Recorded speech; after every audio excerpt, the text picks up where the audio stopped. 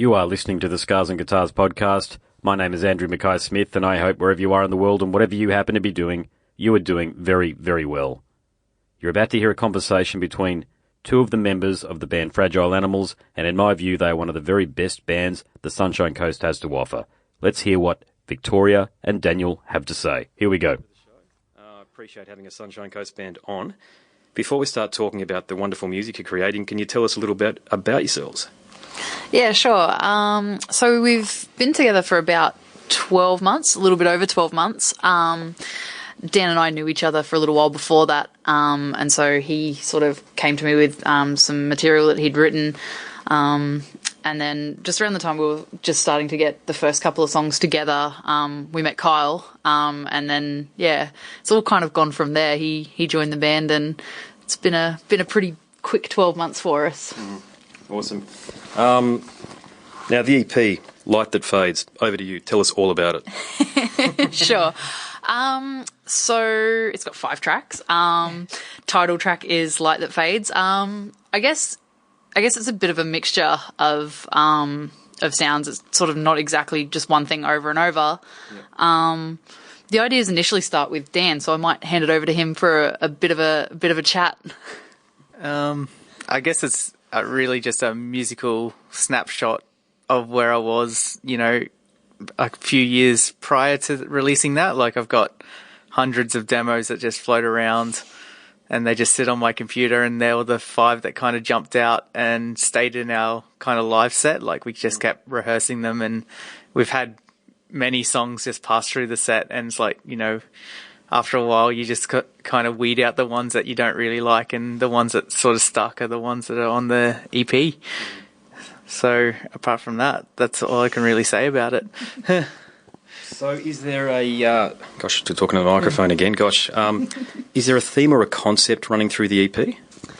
I suppose maybe subconsciously there is. I think from a lyrical standpoint, I guess, as Dan was talking about it sort of being a snapshot, it kind of is, in the sense that maybe it was sort of me looking at sort of where I was at, both geographically and sort of, I guess, in life. And it goes a little bit from there. And so I guess there is a bit of that theme sort of running through it lyrically. And I suppose from a musical standpoint, I'm not sure how much of it sort of comes through, but you can probably see little hints of the music that we were all sort of listening to at the time and being influenced by at the time, and that is kind of, I guess, a theme that comes through a little bit. But I guess because it was written over quite a short period of time, hopefully, in time to come, it will sort of seem like it captures a time period for us. I wouldn't be surprised if the second EP does vary a little bit, just because it's obviously going to be written in a different segment of our time together. All right. Any challenges with the recording? Tell us actually about how did you record it? Did you do it at home and then take it to somebody who was going to produce it for you and get the best sounds out of it through a different DAW, or how did you guys do it? Yeah. So when we sort of had a few songs together that we were pretty happy with, in fact, actually before we even had a bunch of songs, we knew that we wanted to work with Elliot Heinrich. We'd heard the bands that he'd been working with previously, and Dan and I think Kyle actually both already kind of knew him a little bit.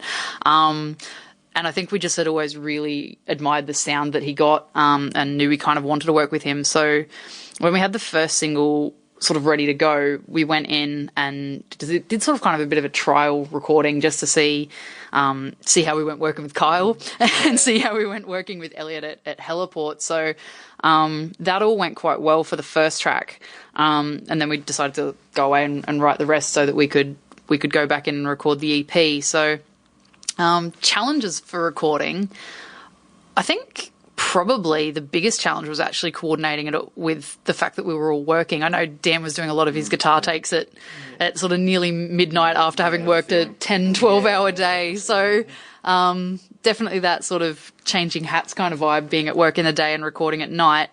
Hopefully next time around we're going to get it in a bit of a block and have like a week off work and go in and get it all done in one section. But that's definitely my memories. Me and Carl chilling outside, and you slaving away on guitar take after guitar take.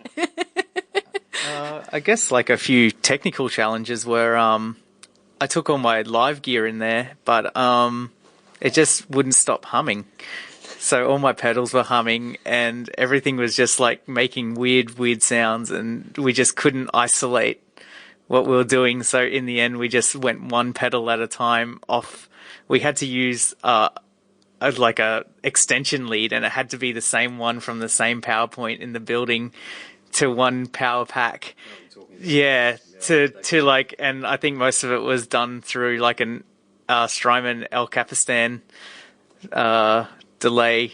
Like, you know, usually I've got like different pedals, you know, but that one was the one that we kept going to because it made the least noise. So that was a pretty big challenge. And apart from that, it was really just like getting the tones through guitars. Like there was like I bring a bunch of guitars in. Kyle also has a pretty extensive collection. So like he was bringing in like, you know, Gretches and like Jazz Masters and Tellys, and we we're just trying to find which tones work the best for each song. And whereas at home, I've just got an 11 rack, so I just plug straight into that AC30 simulator. Everything's done on that. Then we do pre-production like that. So like we do it at home. Kyle has a little rig at home. He drums it to a click.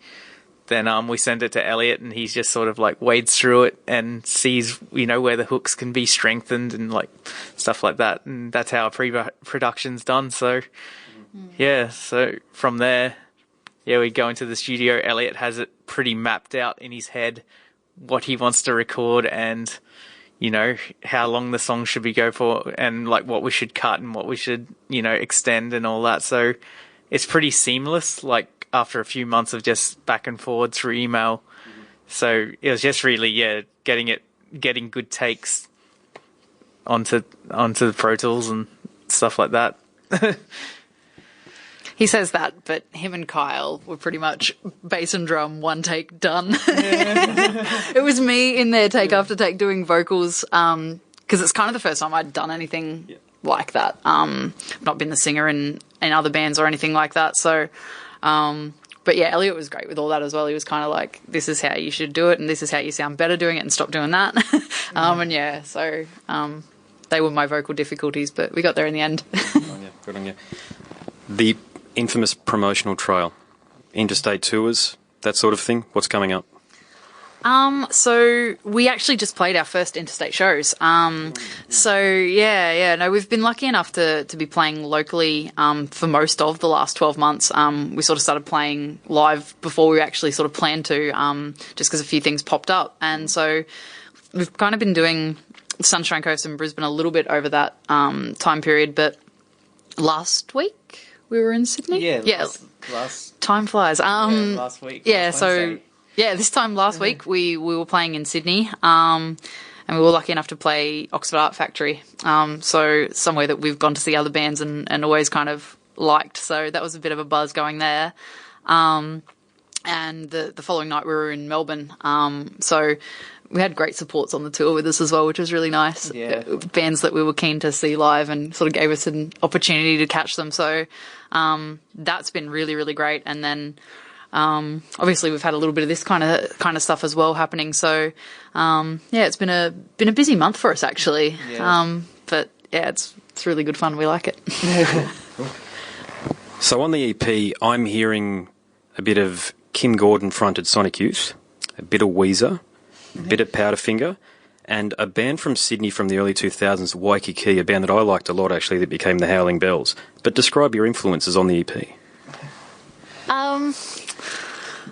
I think it's a bit hard because I think we obviously have a bunch of influences that overlap, and then we have a bunch that are kind of separate. And I'm not too sure that you hear an awful lot of any one thing in particular. But, for example, my favourite band's Radiohead. Kyle not so keen on Radiohead. Kyle doesn't really like them. He's like a massive Ryan Adams fan, but I'm not too sure you hear either of those bands, particularly in what we do.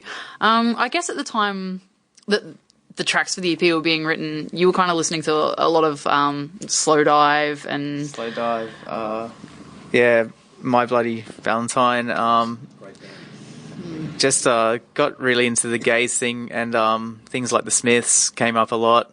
But then I was also listening to things like Phoenix and like stuff with like massive synth bass and like production like that, and also just things like just Tame Impala came up a fair bit.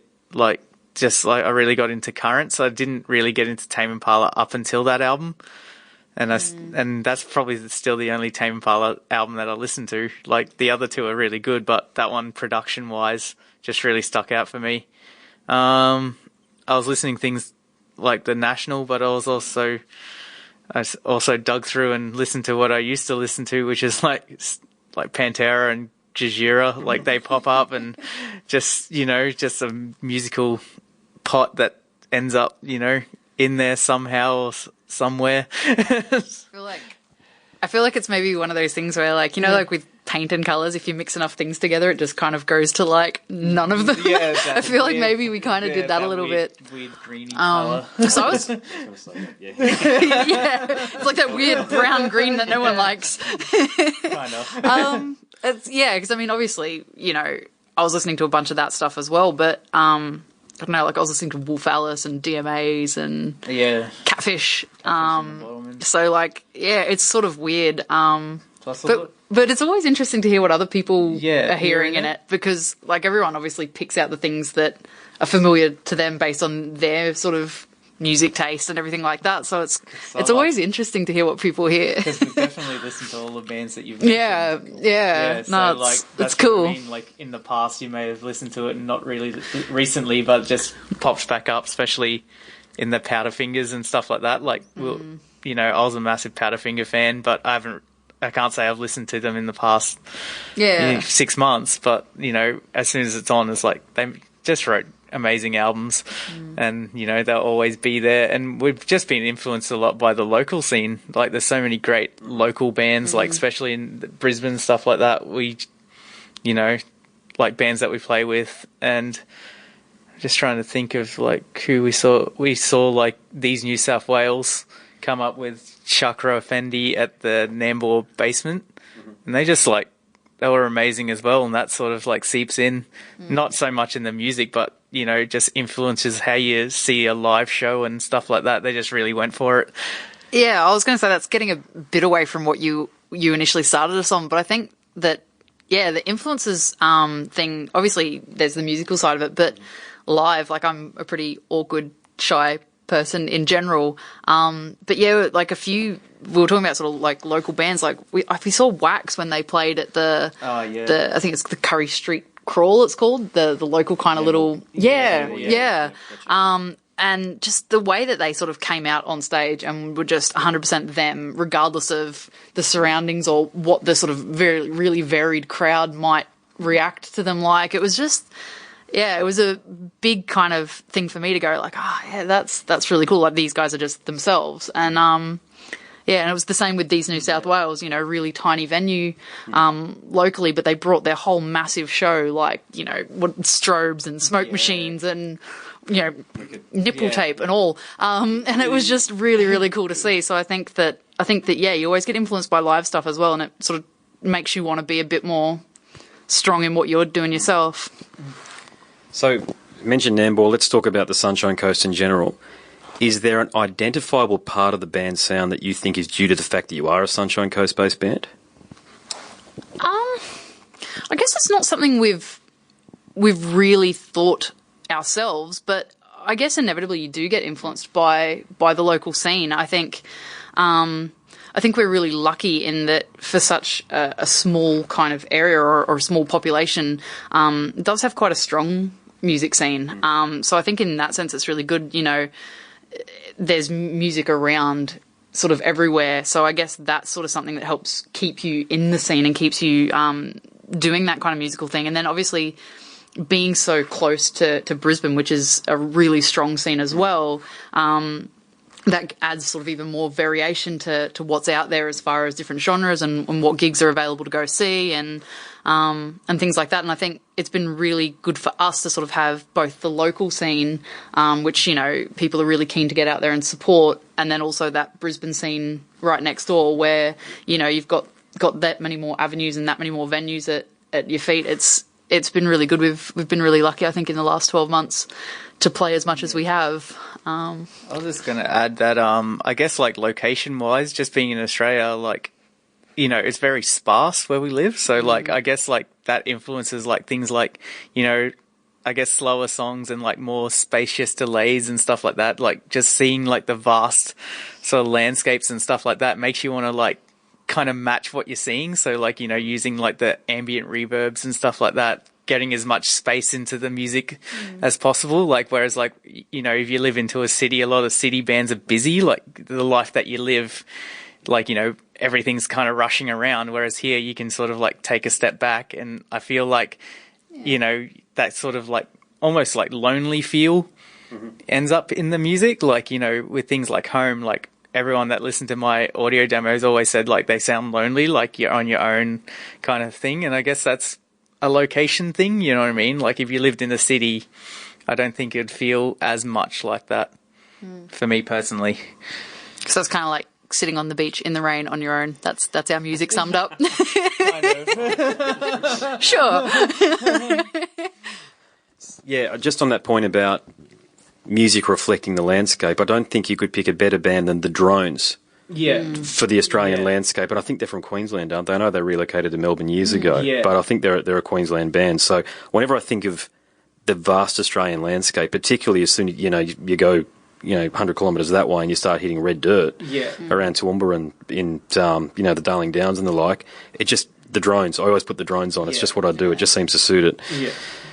Do you guys feel pressure to relocate to Brisbane or even interstate?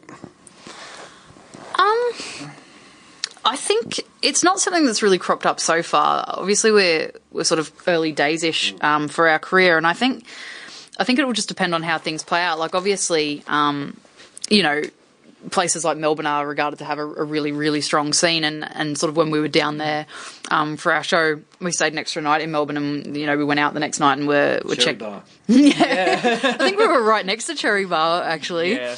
Yeah. So it's definitely appealing, you know, having that many bands and that many venues and everything like that. But I think much like anything else, there's sort of pros and cons to all of those things. And obviously with having that many more bands, there's that much more competition for those slots at venues and things like that. But I think the one thing that would be quite good about relocating would be the fact that, you know, we've obviously, you know, got links to a lot of the cool bands that we are mates with around here and things like that. And to be able to sort of go off and hang out with, like, when we, you know, with our supports and things that we had on the tour, it's like you make new friends with really awesome bands that you love going and seeing at the weekend and stuff as well. So to be able to increase that pool of mates bands that we love and can go check out on weekends, that would be cool. From, I guess, a business standpoint, I guess we just sort of have to wait and see. But so far, things have been going well with us based right here. It seems to work pretty well as far as getting the time to write, and we've got, you know, the people that we like to record with and things like that. So no immediate plans to relocate, but it does seem to be something that happens a fair bit. So there's a bit of a hint that maybe down the track there's a logical reason to do it, but for right now things are working for us. Tell me about what kind of success you guys are trying to obtain, or you aspire to obtain. You know, is it the Kiss style rock and roll thing, or is it just, you know, legitimate indie critical success? Well, world domination would be my answer, which I think Kiss have pretty much nailed. So, sure.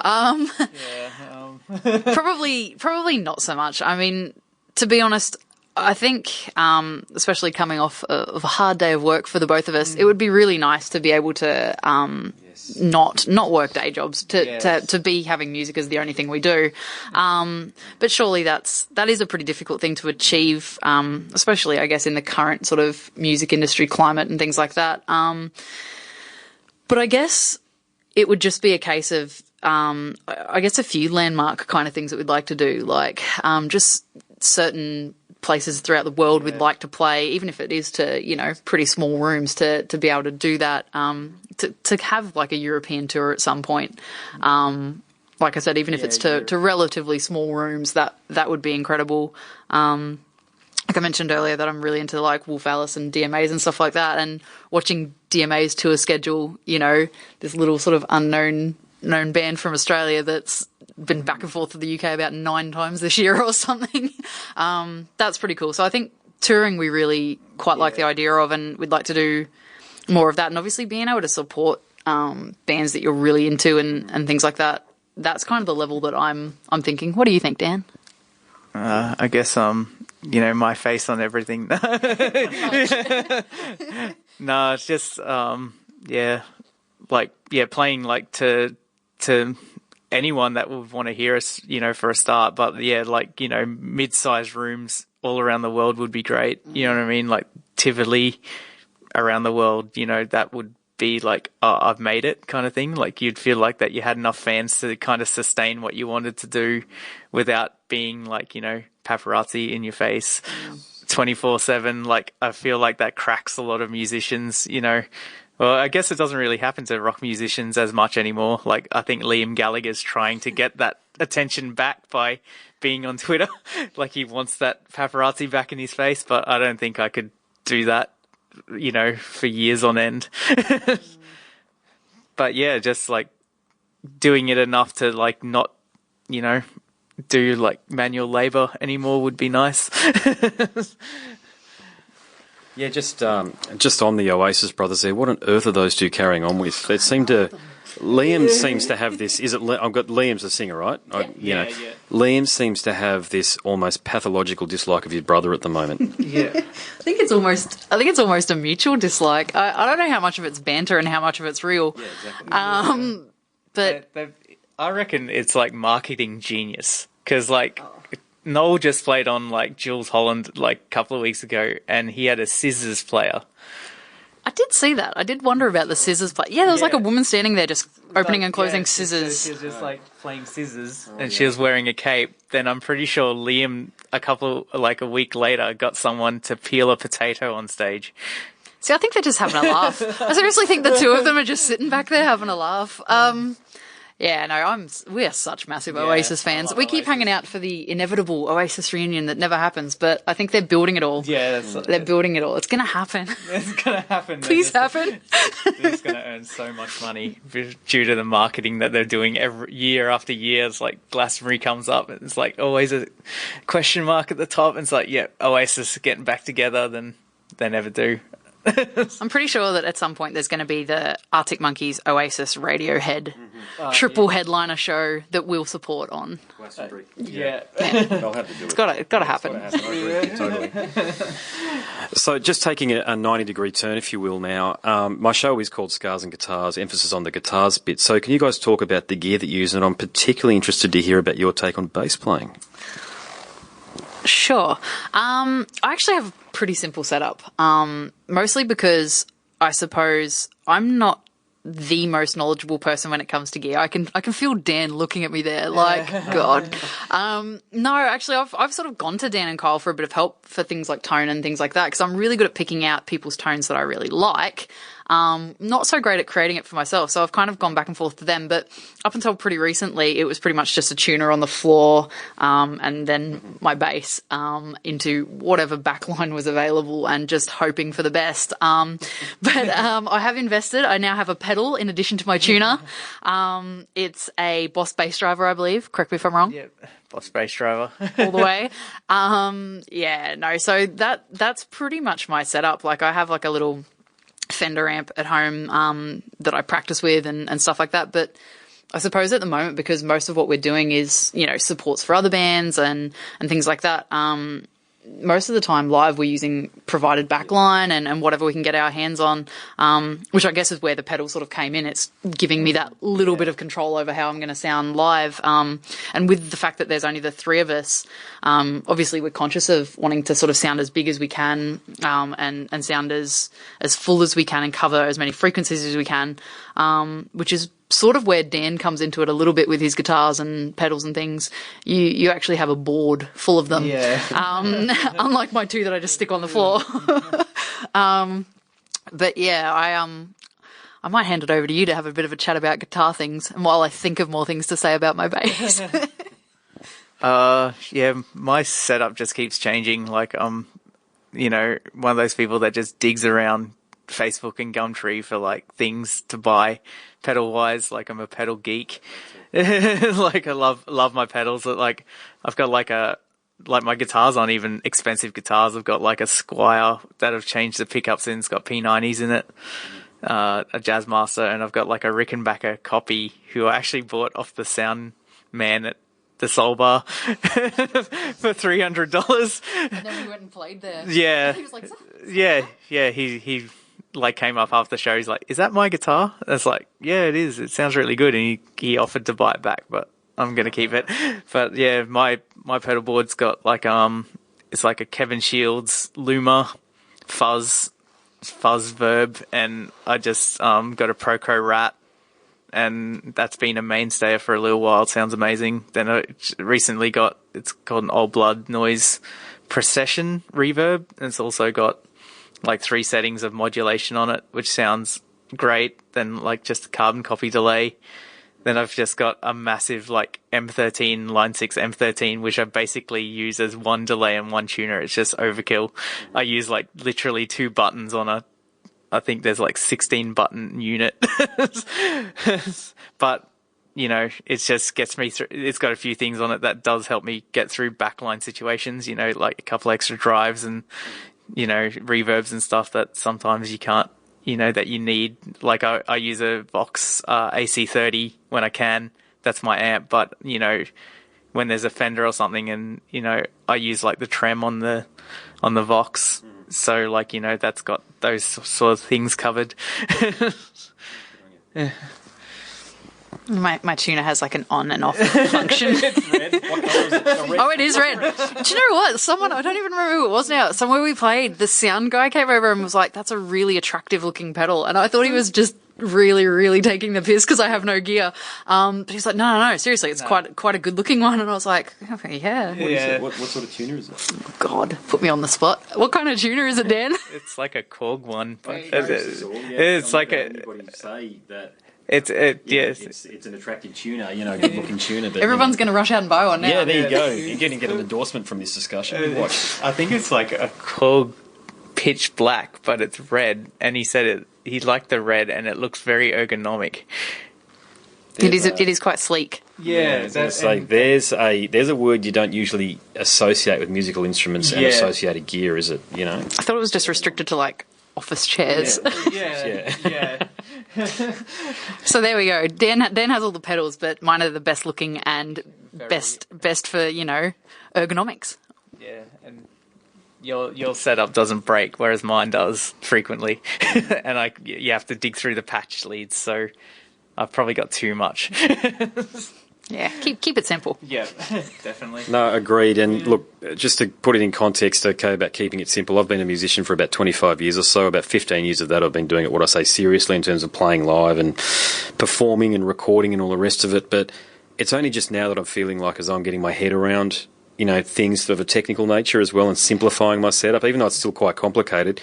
The other issue that I've got, and I will ask your opinion about this, I can never seem to get my fretboard where I need it to be, especially being a bass player. It buzzes quite a bit. I think it might be the weather that we experience here in southeast Queensland, but I've got one of the very best luthiers in the biz, Gary Albrecht, looking into it for me, and even he's having trouble with it too, and I play Music Man basses. So I'm very seriously considering going across and using graphite instruments, but they're very clunky, and they're very MIDI, and I play in like a soul, R&B and pop band, and I'm not sure that it's going to give me the sound that I actually need, but tell me about your experiences on stage playing bass. Have you found that you've had a few technical issues like that as well? Yeah, I think inevitably those sorts of things do crop up. I think with that kind of fret buzz kind of issue, I guess like I've got a slightly sort of gainy tone that I'm using to kind of cover it up slightly, but it does definitely crop up for me. And I guess it's, I don't know, it's sort of not exactly what you were kind of going with, but I kind of find like, you were talking about like necks and things like that, I kind of find colouring and lighting and the mic stand will kind of all be an issue in there. So I'm at the moment putting up with a bass that's a bit more buzzy because of the fact that I can actually see what I'm doing and feel what I'm doing a bit better. But I don't know. Over the years, I've played a few different basses with a few different necks, but I've never tried out what you're thinking of going with. So I'd be interested to see how you get on with it. You can let me know when you crack it all and figure it all out. I'll tell you what, status basses from the UK are about $7,000 for a cheap one, for a good cheap one. You know what I mean? One that will last you a lifetime sort of thing. So I just don't know whether I want to make the investment, to be honest with you. I think I'll stick it out and deal with it. My D string in particular, I have all sorts of problems with that. Always have. Sometimes it just goes out of tune. On the 4 frontline basses I've got, they're all Music Man. Got 2 5 strings, 2 4 strings, two of them are Sterlings, 2 of them are Stingrays. All got exactly the same problem, and I think it's because of the way that I play and I attack it. I'm a bit of when I say I'm a rock guy, okay, but I do use a lot of slap and thumb bass, a bit like Larry Graham, that sort of stuff, and it just does something to the D string. I don't know what it is. Anyway. Yeah, no, I think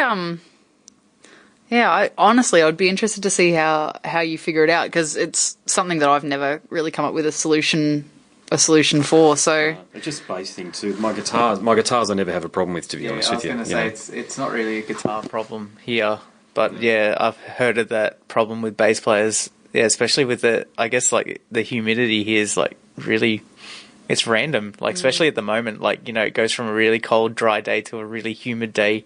The next, it's like instruments just don't know what's going on. Yeah, no, I got like a bass not that long ago, and we actually it got shipped up from somewhere a bit further south or something, and it had like all this like paperwork with it that it had all been like set up properly, and there was all this stuff, and like then the courier truck was sat on the side of the road for a whole day in the sun because it broke down. When it got there, it was like the most buzzy bass you've ever heard. Yeah.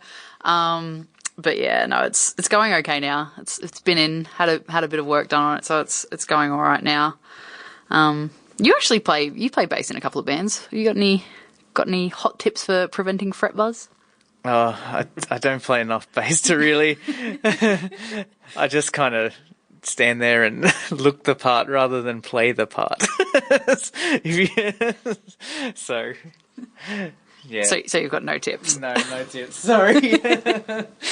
Well. So something that I'm interested in as well is you play and sing very well. Certainly on evidence of the EP, and I've only seen a few. I think I've seen one YouTube video of you guys performing live. There's probably not an awful lot around. But yeah, I do my best. I try. Yeah. So I've got to tell you, like I do a bit of singing myself, but I do struggle to sing and play. I can do them separately, fine. Combining them. What are your tips for somebody like myself who struggles with it, and indeed anybody starting out who just wants to sort of get going? And there is a perception that playing bass is easy, of course, until someone tries to do it, and then, they start fret buzzing and all the rest. So all this stuff that we're talking about, there's a lot of complications with bass that, with all due respect, guitarists don't have to deal with, I find, Yeah, I think for me, I always and I don't know if it would help other people, but I always treat them completely differently in the writing stage. So, the writing of the bass line and things like that, actually oftentimes it's Dan that will sort of come up with the initial bass line idea, but I kind of don't get too involved in any of that until I've kind of written vocal melodies and things like that to go with it. I think it was at a Geddy Lee thing years ago where he was talking about how he writes the bass lines and the vocals for Rush. Yeah, and he was sort of saying that if he focused too much on the bass line when he was writing the vocal melodies and phrasing and stuff, he sort of wouldn't be able to do it. So he just writes over the music as though he forgot whatever the bass was, and then works out how to coordinate the two of them. And I think that's kind of what I've always tried to do from the start. So the bass line will kind of be sitting there, and once the song's sounding how we're all kind of happy with, I'll just completely forget all of that side of it, and then go away and write the vocal melodies and the phrasing and stuff. And definitely there's been a whole bunch of points that I've sort of come unstuck with, just things that are really hard for me to coordinate. But I think it's sort of like you can almost do anything if you do it enough. So even the bits that I struggled with, I just sort of kept going with them, and eventually kind of managed to coordinate them. But I think, if you were someone trying to start out, I think it is, I guess, like anything, unfortunately, practice kind of makes perfect. It's putting that time in. But don't get put off by it, because I think what tends to happen for me is that you know, for like a week straight, I can be playing it and not able to do it, and then all of a sudden, the first few times you do it right, it's like your brain knows how to do it, and then you don't have to think about it anymore. It's like it's impossible, and then like kind of the first time you get it, your brain's like, oh, I know how to do it now, and it kind of gets infinitely easier from there.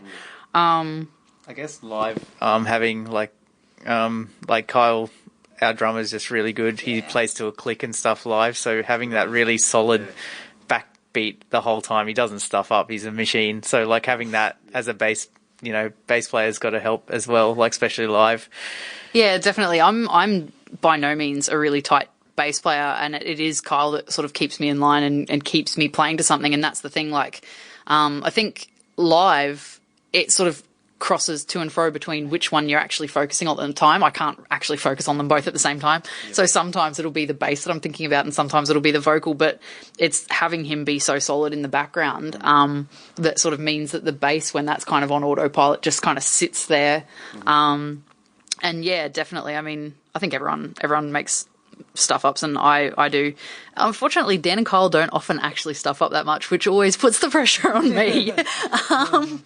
But yeah, I find the hardest thing, like as I was sort of saying before, the hardest thing for me about playing and singing is actually being able to see what I'm doing. A lot of like the bass lines that I've got are kind of like, or have a lot of parts that are sort of 12th fret and higher. And oh, wow, okay. Yeah, and so being able to see those bits when I've got a mic stand there, it's kind of, I've eventually figured out now the angle I need to have it on to kind of be able to see what I'm doing and see what frets I'm heading to. But I'm pretty sure there were definitely a few wrong notes in the early days of me in live. But we won't talk about them. We won't talk about those times. Yeah, something I figured out is that I play and sing much better when I do a Lemmy. Actually, I'll just give you a bit of a story about that, actually, because I do tarot card readings as well. It's something else that I like to do. Not a psychic, but I'm a bit intuitive, so I'd like to do that. And one of the few times I've done a tarot card reading for myself, I was getting the shits, excuse my language, and I thought there's got to be a way around this, because I was doing the thing where I know exactly what you're saying. You know, you're sort of singing, looking down, and it wasn't working.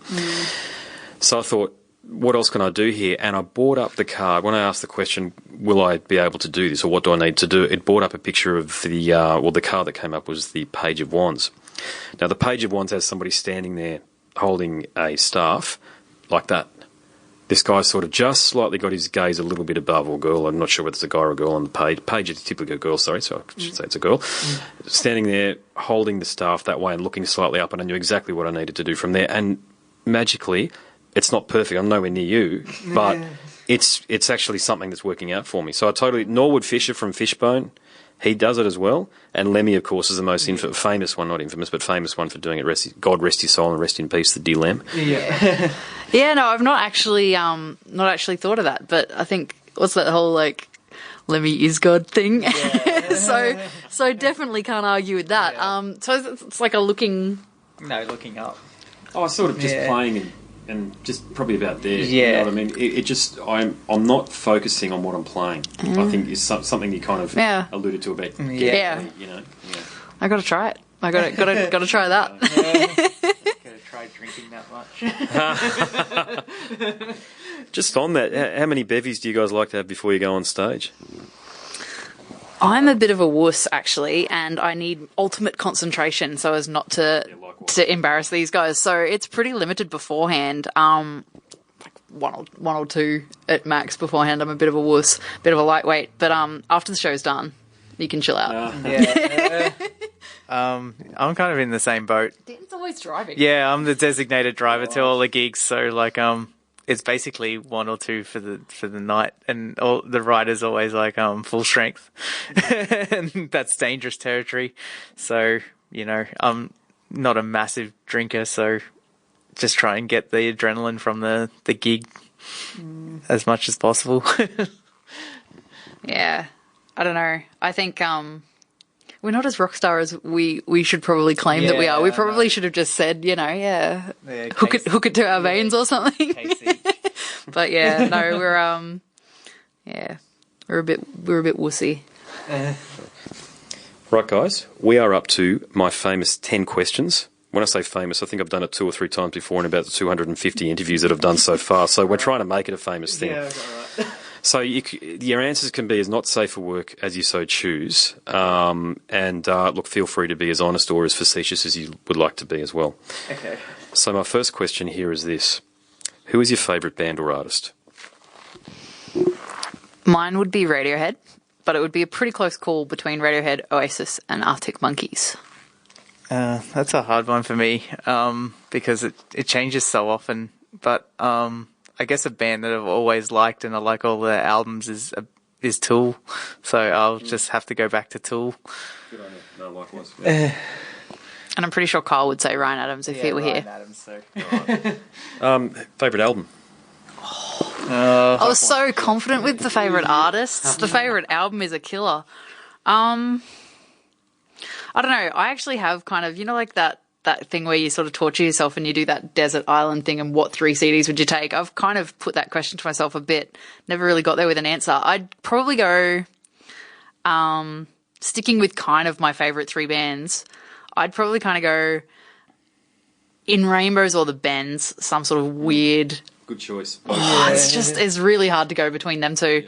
And then The Master Plan, which is a bit of a weird one because I'm not sure kind of how that works as a B-side album or not. I don't know, but that one from Oasis would be an absolute killer.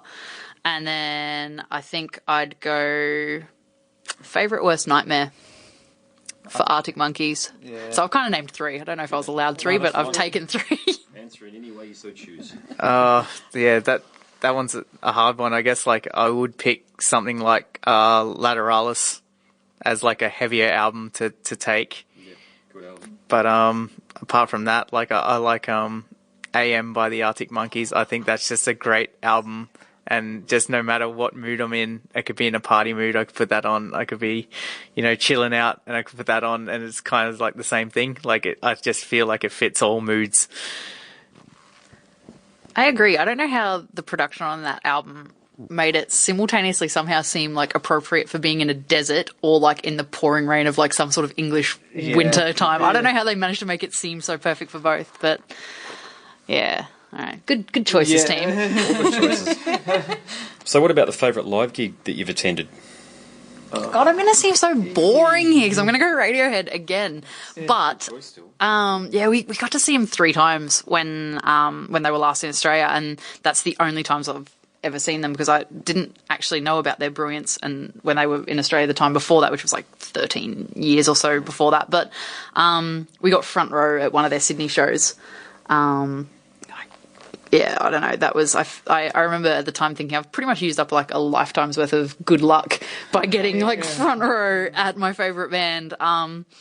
But oddly enough, it's some of the really smaller ones that are the most memorable. Not the really huge bands in the really huge stadiums and stuff. Like a band that I really, really like out of Melbourne called The Sinking Teeth. We catch them at every opportunity we get and just have the best time seeing them live. So that's definitely a favourite. And I think it was this year I saw Catfish and the Bottlemen down in Sydney, I think, which didn't, it was kind of, I think the unexpected ones also really grab you, and I sort of went there and thought, yeah, it'll be all right kind of thing. But they were surprisingly really good live. And once again, that one sort of really grabbed me as well, but I'd still put Radiohead up there until the Oasis reunion. That may knock it off.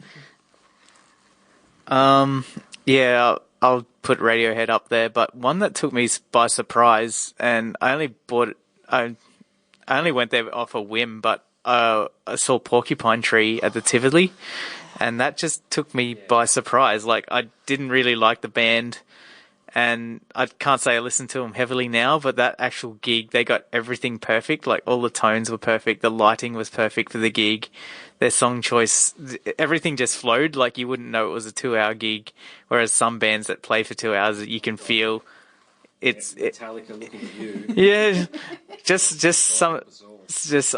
I saw Incubus once, and it felt like their 1.5 hours just went for 4 hours. You know what I mean? Like, they just didn't feel like they wanted to be there, but like the Porcupine Tree one, they just had that nailed.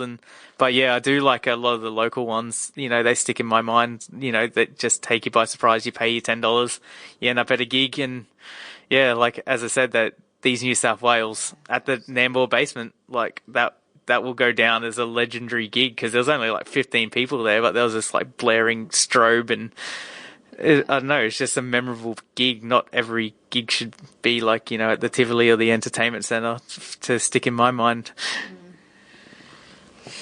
Yeah, I remember that because I was at that Porcupine Tree one as well.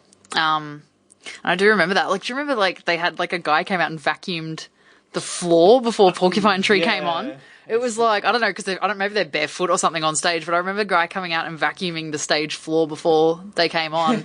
And I literally knew like 2 songs before that show. And yeah, it was just it was so good. Yeah, I just feel like Stephen Wilson, I think that's, I think he's just got it right.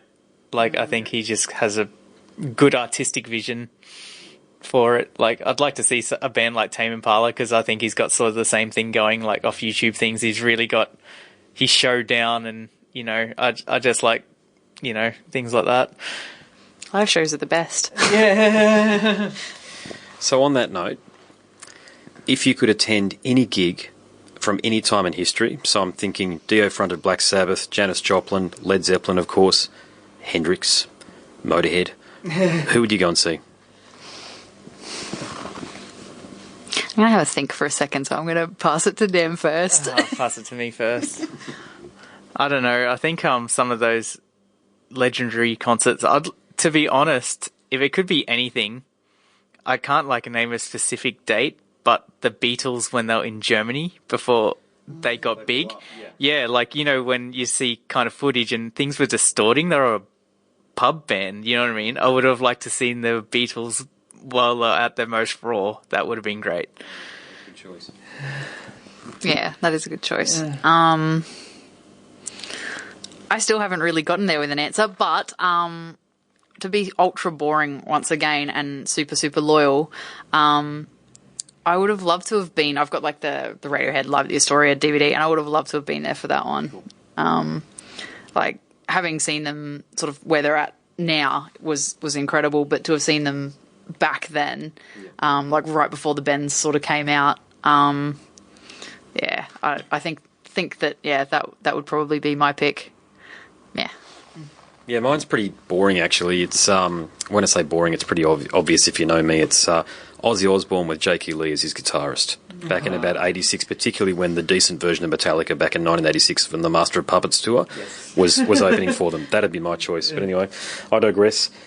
If you could resurrect a fallen icon, who would it be and why? And I've got a cracker, but I'll wait until you guys give your answer before I give mine. I reckon one of you two is going to give me the answer that I have as well. Oh, really? Yeah. Oh, that's a bit of pressure. I guess I'm actually going to go for kind of a recent one. Dave Bowie should still be alive, man. Like, yeah. One. Oh, really? Was that what you were going to go? Oh, then I feel a bit of relief. I was going to pick the same one. Yeah, no, I don't know if it's just because it's super sort of fresh in our minds still, but I kind of went through a phase where I listened to quite a bit of David Bowie, but then I'd kind of moved past that before he died, and I think that sometimes like there's always that thing like once people die, people go back and sort of dig through their catalogue and whatever. But yeah, it definitely hits you, the quality across so many different kinds of sounds and across such time, and God, the looks, how many different looks. It was just I guess he was a true musical genius, and yeah, I'd like to bring him back. That'd be nice. Yeah, I was going to pick David Bowie as well, but I'll think of another one. But I was just going to say, like, as an artist or any artist, if you can sort of like, you know, aspire to David Bowie's career, like the fact that he changed hats so many times and he was successful in every one of those, you know, like changes, like pun. Like, yeah. No. Yeah. Just to have that sort of like, I don't know, artistry to it all. Like, I just really respect that. But, I guess like, I always like felt kind of shocked when Dimebag got shot on stage. And it's not the fact that, you know, it'd be great if he was still around. It's just like, I feel like that rocked my world a lot because I've always felt like a stage was a safe haven for an artist. And when that happened, like, it changed, like, security and all that at gigs. And, like, I don't know, I feel like after that, like, you know, everything kind of changed for me, and, like, it wasn't as safe as it was. So I guess, like, in a way, I wish Dimebag that never happened to him either. So, yeah, but I would have went with David Bowie, but Dimebag as well. The other one that I was going to pick was Freddie Mercury. Yeah. You know, it's a kind of magic era, so mid-'80s or thereabouts. So I love that mid-'80s period. A lot of people sort of don't like that period of their, they prefer their 70s stuff, but I got into Queen back then. They're one of the first bands that I ever got into, them and Ozzy Osbourne. And so they're always the bands you first get into as a kid and make you broader connection to music and rock and roll specifically. They're the ones that I think you always have close to your heart, even if you don't listen to them anymore. I don't listen to Queen anymore because I've moved on, to be honest with you. A bit like, probably like we did on Pantera, you know what I mean? It's the same sort of deal. Yeah, I don't listen to Pantera anymore, but yeah, it sticks around. Yeah, it does, definitely. You know every riff still. So I'm going to put you both on the spot here. Worst gig you've ever attended? Oh. Well, that just feels mean. Get the dirt. Here we go. It's not all roses on this program. I think, to be honest, it does sound like a not so nice thing to say, but you kind of already mentioned the Incubus one. We were both at that one as well. And it was a bit of a weird and disjointed gig, I think, because I was quite into them at the time, and they kind of just really looked like they didn't want to be there. And it's a bit disheartening when you've kind of wanted to, because I'd wanted to see them for a lot of years leading up to it. Sort of, I was like a teenager and was pretty into them, and finally got the chance, and they just really didn't seem into it, and they'd lost Dirk Lance, and got their new guy Ben someone. Memorable, clearly. But yeah, no, it just didn't have a very good feel to it, and I think the venue didn't help. I think we were sort of stuck up in one of the really far back sort of seating bits with sort of no atmosphere. The arena? Where was this at? No, it was bigger than that. It was it Entertainment Centre? Must have been that. I remember I was seated big. And it was a pretty long way. No, I don't know. Maybe it was. I don't know. We caught the train there, so I'm thinking Entertainment Centre. Yeah. But yeah, part of it was probably the fact that we were stuck right up the back. But yeah, it just didn't feel right. So I'm probably going to go with that one. And sorry, Incubus.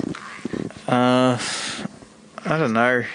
Just trying to think. I'm just going through the gig catalogue in my mind. Honestly, most ones we've been to have been pretty good. I was gonna say, like, some of those sound waves were pretty bad. What was that? Bullet at Soundwave, where there was only one kick going through. Oh yeah. It was a bit weird. That's not the worst gig I've been to though. But yeah, some of those sound waves, like, just it's not even the band that I'm seeing. It's just like how the crowd reacts to it. You know, it's just like I've forgotten the band, but it was like a localish band, but they're kind of an indie band, like at the Sands, and people were just like moshing way too much, and I got a shoe to the face. And that's a bad gig. Yeah, that's a bad gig. Like, I've forgotten the band because I wasn't really watching them, but you know, I paid my $10 and it's like I wanted to support the scene, and it would have been like the equivalent of Block Party early album Heavy. Then I got a shoe to the face, and like, foot to the head. It's like, I got kicked in the head, and a lot of those ones, at the Sands Tavern got a bit loose, like, you know, just over the road. Like, I was at one where like the singer of one band got hit with a cup of pee, and that's bad. That's a bad gig. You know what I mean? Like, so they're probably the. So it's more the venue, you know, RIP Sands Tavern. I had some good nights there, but yeah, I've had some of the worst gigs I've had at the Sands Tavern. Yeah, I'm gonna blame crowds for inappropriate moshing. There's definitely a time and place for it. Yeah. But like non-heavy kind of chill bands are probably not the place you're expecting to cop that. Well, considering that I have seen, like, you know, what was that? Signal the Firing Squad. And I didn't get no shoes to the head. I didn't get a shoe to the head, so you know what I mean. But yeah, definitely some good ones over at the old Sands Tavern. It's like oh. Yeah, I was talking to a local music industry identity, David Dean. Do you know David at all? And he used to book death metal bands there. Yeah. And he had a few stories to share with me about that there. And I remember all the punk bands. Remember Millencolin and Lagwag and the bands with Fat Records? Yeah. Fat Mics. They used to play over there all the time. Yeah. What was that big one? It's not something like Pennywise. They had that song, Kalen. Unwritten Law. Unwritten Law played there, yeah. I remember that. 96. They were a good band back then, actually, Unwritten Law. But I'll tell you, the most disappointing experience that I've ever had from a performance perspective was 1996 when I saw the Smashing Pumpkins. Now, I wasn't even really a fan, to be honest with you, but, you know, the band were a very big band at the time, arguably one of the biggest bands in the world at the time, you know, along with Soundgarden maybe, and maybe when Metallica released those Awful Load albums and the like, they even, you know, Smashing Pumpkins stocks rise, but they played about... I don't want to sort of put a number on it, but I would guess it wouldn't have been more than 8 songs, and then he jammed for an hour. Filler. It was terrible. I don't know what he was talking about, but this was the period where his keyboard player overdosed on heroin, and he kicked out that excellent drummer, Jimmy Chamberlain. Oh yeah. And they had another guy doing it from the Frogs. I can't remember his name now, but it just wasn't there. The presence, it wasn't there. And the other gig that I went to that I really wasn't that impressed with, and it was mainly, to be honest with you, due to the crowd, was Korn. Oh, right. Dear God, the amount of vicious bogans that get into Korn. Yeah. And I mean, I wasn't really a fan of the band. I thought this is a bit like the Slipknot thing. Yeah. I'm not really that big a fan, but I'll just go just to be a part of what's going on. This is in like late 90s, okay, by the way, so I wouldn't bother now. But my God, and I'd heard all this hype about the band and the band themselves talking up their live performance. And I think I'd seen Marilyn Manson about a month or two before. Now, that set the bar very high. I don't like the music again, but the performance is right there. The Korn thing was just guys sort of staring off into the distance and playing power chords. It's really down-tuned, low power chords, very loudly, like AC/DC loudly. You know, so anyway, that's my 2 cents. I just didn't want to. They sound fun. Yeah. Well, I didn't want to dump you guys and ask you guys for your worst concert experience if I wasn't going to contribute to the discussion. So, on that very merry note, I would like to know what is the most disappointing album that you've purchased, and I can certainly tell you mine. I'll go again first on this one here, if that's okay. Mine has been Load by Metallica in 1996. That was terrible. Still is. They just can't claw themselves back. Most disappointing album that I purchased. Have you got one in mind? No, not yet.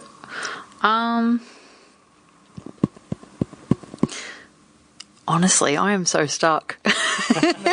And it's not even because I'm trying to be nice. It's just I'm trying to think of... I guess that it would have to be something that I would have bought in, you know, a few years back, because now there's kind of almost like that whole try before you buy vibe with Spotify and YouTube and everything like that. You kind of know what you're getting. Agree. Yeah. Just don't touch it when you can stream it first. Yeah. I think, you know, we always kind of quite like the idea of trying to sort of support any bands we like. So, you know, we still do go and buy things, but I think you've kind of already got a bit of an idea of what you're getting, ahead of time. I think what I'll say as my answer, is back when I was still in school, They used to be at like this shopping centre that I used to go to, like a bargain bin of CDs that didn't have cases. Yeah. And I remember like looking at the CD and it had like names of writers on it, and it was it had like Neil Finn and everything on it, and I was like, oh, you know, huge Neil Finn fan. So I bought the CD, and when I got it home, it like, I don't know quite what it was, but it did have like Private Universe on it, and then the rest of the stuff I was like, had no idea what it was, and it was not Neil Finn. So, disappointing $5 purchase there, but I guess it wasn't exactly false advertising because I didn't quite know what I was getting ahead of time, but didn't get what I thought I was. For me, it's a full high school story, but I was really, when I first started guitar, into Van Halen. And Are you going to say Gary Sharon? yeah, Van Halen 3. Van Halen 3. What a stinker that was. Yeah. I've tried, it's like maybe there's something in it now. No. It's terrible. I don't know. I think even Eddie... Is that the one where Eddie tried his hand at vocals? It's just a terrible album. Production's terrible. I don't... no. Just complete pile of it. I can't dig that album at all. And I bought that album and it's terrible. And it's like, should have sent like Eddie like an email just like, I want my $30 back, mate. It's like, what are you trying? But the funny thing is, I don't think Gary Sharon was that bad, but I never got into extreme, but like, you know. No, it's all bad. It was just, yeah, it was all. Don't try and make it better. Nah, yeah, if I had to say, that's probably the worst album that I've heard. Full stop. Right. Yeah. I remember that album coming out because there was a lot of anticipation around its release, actually, because I still am a massive Extreme fan. Love Nuno Betancourt and his guitar playing. I even like the fact that he played with Rihanna. You know, he was Rihanna's guitarist for a while. Yeah, that was great. Yeah. You can see these videos of him in the background. You know, one of the world's legitimate greatest shredders. You know, he's up there with Paul Gilbert, Marty Friedman, these sort of guys, if not better, to be honest with you. Supporting Rihanna, playing these four-chord songs, you know what I mean, with about two other guitarists standing next to him. I still don't understand why she needs that many guitarists with her on stage. There's a very good video of him playing with her on the Ellen Show. Okay. The Please Don't Stop the Music song. Yeah, anyway, I digress. My next question is back on the more familiar and nicer territory. Name a song that you think sums you up.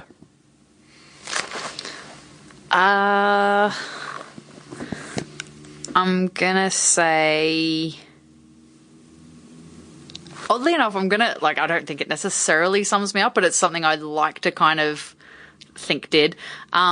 Stay Young by Oasis. I remember, I think people have these like quarter life crisis things. I'm an advocate for it. I think they happen. But yeah, no, a few years ago I was sort of not playing in any bands and sort of out of the loop from a music sense and kind of just trying to figure out, I guess like a lot of people do, you know, where I was heading.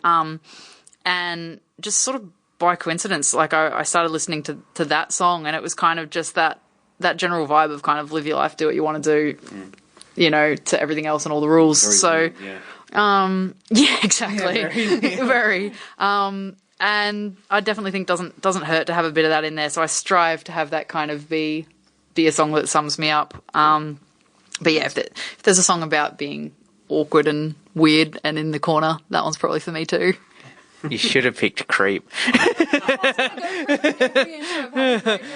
Because that is that song. But I'm not sure. Like, I always felt like a song that summed me up is a song like Paranoid Android. I always feel like my mind works in that sort of like, it's one thing, then it's another thing, and so like a musical dissection rather than lyrical content. Yeah, there's probably lyrics in there that fit. I would just mean like it just moves into weird things, and you know. Oh no, I'll probably go if it's about lyrics. Sleepless by King Crimson because I don't sleep. The Tony Levin, Adrian Belew years. Yeah. So like if I want to go off like a song title, it'd be Sleepless. But if I want to go with like musical, kind of like how my brain works, it'd be Paranoid Android. You do look a little tired. I haven't got an answer, to be honest with you. I actually hadn't prepared one, so I can't even think of one right now. I don't know. I'm just trying to think off the top of my head what it might be. I've got nothing. I'm drawing a complete blank. I wouldn't know. I'm trying to think of, like, you know, my favourite band's Weezer, you know, that sort of thing, you know. Their song lyrics are fairly superficial, to be honest with you. You know, Pinkerton's got some great stuff on it, but it's all very deep and self-reflective of, well, you know, I just said it's not deep lyrics, but then I was saying, you know, Pinkerton is a deep album, but it's the only one of theirs that I think you really deep dives. Anyway, so I don't know. I'll try and think of one before the end of the interview. Okay. Yeah. Next question. So we're going to do another 90-degree turn here because I just like to do that. Do UFOs exist, and have you had an experience or an interaction with the paranormal? I would like to think they don't, because it does scare me. But I think that it's a bit unrealistic to think that in the big wide universe out there, that we're not alone. It used to terrify me when I was a kid. I used to look at, like, I could see like the night sky from where I used to sleep at night. Mm-hmm. And I used to look at all the stars and the little flashy bits and think that they were all UFOs coming to get me. So yeah, it's still not a good subject. No. Yeah, I think if I was gonna have to pick an answer, I would say that that UFOs probably do exist, but I've not had any direct experiences along those lines, and I'm probably grateful for that fact. I don't know about UFOs, but I definitely believe in the paranormal. I grew up in a it's a place called Childers. It's about 3 hours north of here. Just near Bundy. Yeah, that's the one. I grew up there, and I lived in this 100-year-old house, just like on 20 acres. But like when I was growing up, like there was noises and bumps in the night. We didn't think much of it, and and just strange stuff would happen. Like, you know, the CD player would be unplugged from the wall. Then all of a sudden, no one would be in there. I'd be the only one in the house, and the CD player would start playing, and you know, there'd be like snakes in weird spots, and like then the door would close, and it wouldn't be like a lock; it'd be a deadbolt. So that would close and just lock my brother in a room, but the lock was on his side, so He could get out. he could get out, but like he didn't lock it, and just weird stuff like that. So, and when I left home, and my dad was like, "Yeah, I saw a little girl ghost down the hallway." Okay, shut up now.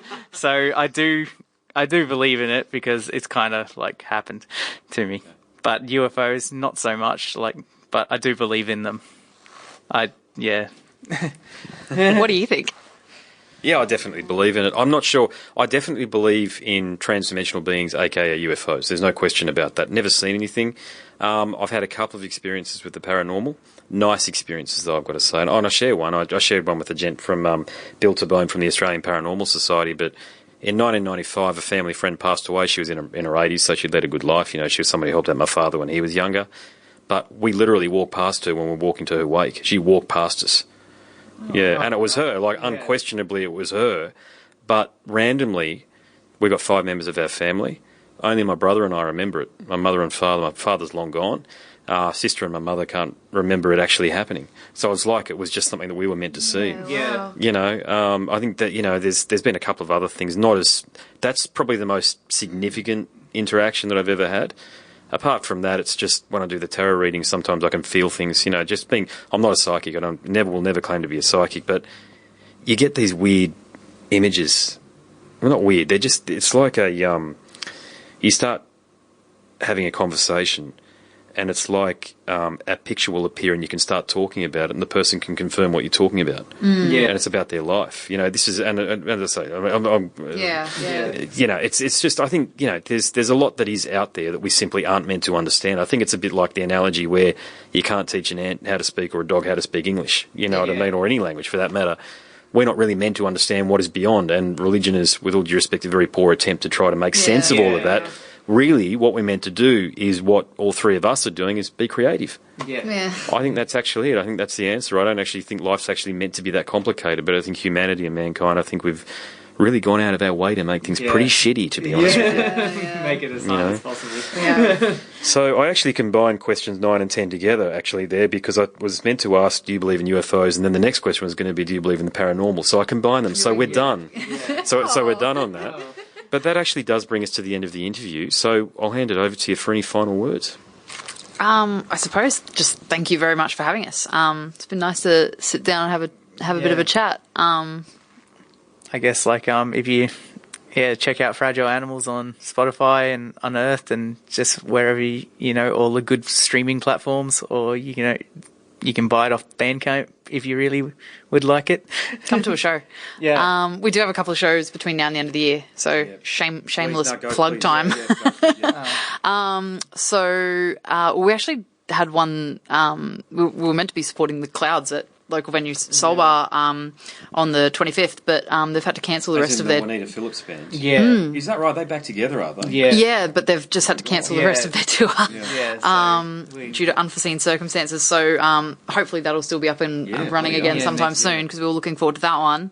But then we've got. I think there's one on the 7th of December back at the Soul Bar, held by a local legend, Reese Fox. Doing a point party. It's kind of like a local showcase sort of thing. A lot of bands, just a gold coin entry. Then 9th of December, we're heading back down to Brisbane, playing at the Bearded Lady, supporting an amazing band from, I believe, Bendigo, called Fountaineer. Oh, okay. Yeah, I wasn't. And they've got another support called Minor Premiers, which I think half the members are our neighbour, and they were a good band. And on the 21st, we're playing at the Hey Ya Bar with an amazing band called Seaside, and I've seen them a few times, and they just always blow us away. So yeah, so that's where you can find us between now and the end of the year. Head to Facebook. You'll be able to see anything we've got coming up there. Yep. But yeah, thanks again so much for having us. My pleasure. Thank you so much, guys. I really enjoyed having this interview with a local Sunshine Coast band. Support them. You are listening to the Scars and Guitars podcast. My name is Andrew Mackay-Smith, and that was my conversation with Victoria and Daniel from the Sunshine Coast-based band Fragile Animals. Thank you so much.